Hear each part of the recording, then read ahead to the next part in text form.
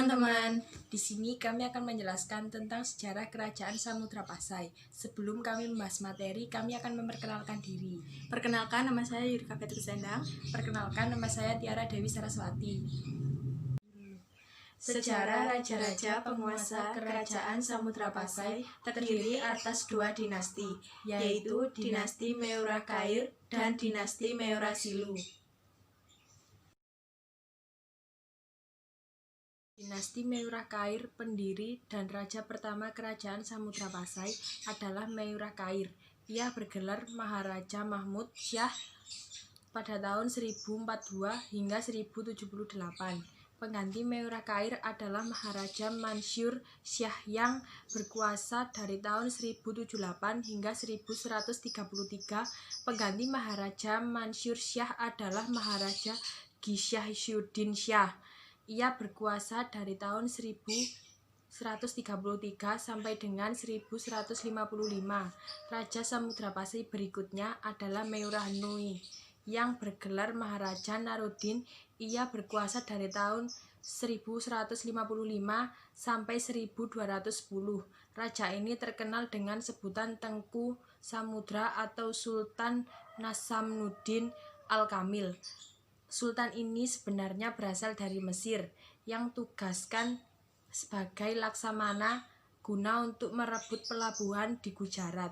Raja ini tidak memiliki keturunan sehingga pada masa wafat Kerajaan Samudra Pasai dilanda kekacauan karena perebutan kekuasaan.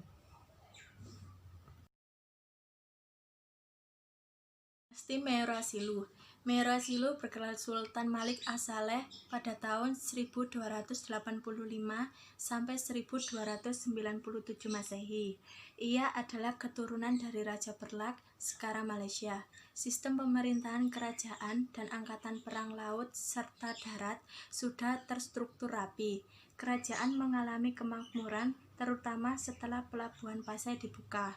Hubungan Kerajaan Samudra Pasai dan Kerajaan Perlak berjalan harmonis setelah Meurasilu menikahi putri Ganggangsari, anak Raja Perlak.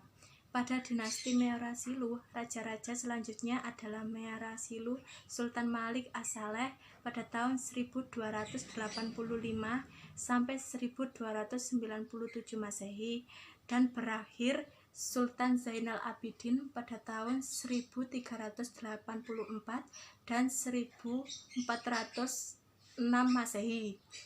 Kejayaan Kerajaan Samudra Pasai. Kejayaan Kerajaan Samudra Pasai terjadi pada masa pemerintahan Sultan Malik Tahir. Kerajaan ini berkembang menjadi pusat perdagangan internasional.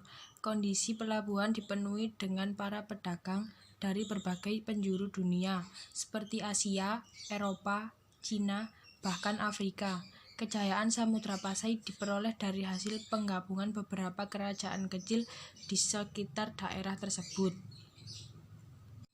Keruntuhan Kerajaan Samudra Pasai. Pada abad ke-15, Kerajaan Samudra Pasai kehilangan kekuasaan perdagangan atas Selat Malaka dan kemudian dikacaukan Portugis pada tahun 1511 sampai 20.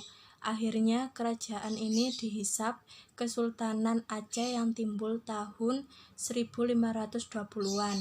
Warisan peradaban Islam internasionalnya diteruskan dan dikembangkan di Aceh. Hancur dan hilangnya peranan Kerajaan Pasai dalam jaringan antarbangsa ketika suatu pusat kekuasaan baru muncul di ujung barat Pulau Sumatera, yakni Kerajaan Aceh Darussalam. Kerajaan ini muncul pada abad 16 Masehi. Kehidupan masyarakat. Kehidupan ekonomi Kerajaan Samudra Pasai utamanya adalah perdagangan, yang dibantu oleh lokasinya yang strategis di ujung Pulau Sumatera dan di tepi Selat Malaka. Selat Malaka saat ini itu adalah jalur perdagangan laut yang sangat penting, yang menghubungkan India semenanjung Arab dan Persia dengan Cina di timur. Kehidupan sosial masyarakat Kerajaan Samudra Pasai diatur menurut aturan-aturan dan hukum-hukum Islam dalam pelaksanaannya. Banyak terdapat persamaan dengan kehidupan sosial masyarakat di negeri Mesir maupun di Arab. Karena persamaan inilah sehingga daerah Aceh mendapat julukan daerah Serambi Mekah. Peninggalan Kerajaan Samudra Pasai. Stempel Kerajaan Samudra Pasai. Stempel ini ditemukan di Desa Kuta Krueng, Kecamatan Samudra, Kabupaten Aceh Utara.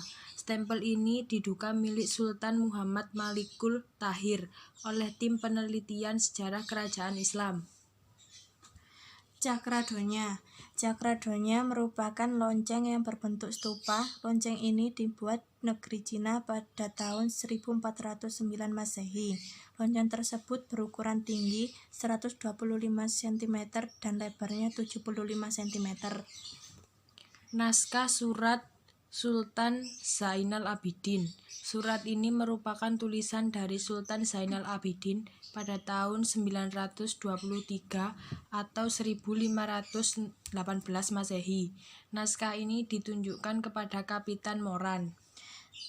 Makam. Ditemukan beberapa makam raja, salah satunya makam dari Sultan Malik Al-Saleh dan terdapat juga makam raja-raja lainnya.